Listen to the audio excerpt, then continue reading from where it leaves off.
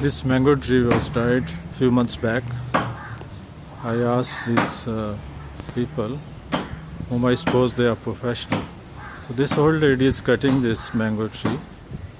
It's old about 15 years.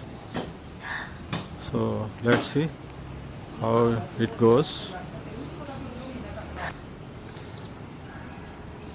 It was the consideration that during cutting, or rather after cutting, this tree should fall down in such a manner that it doesn't damage any other thing in the house.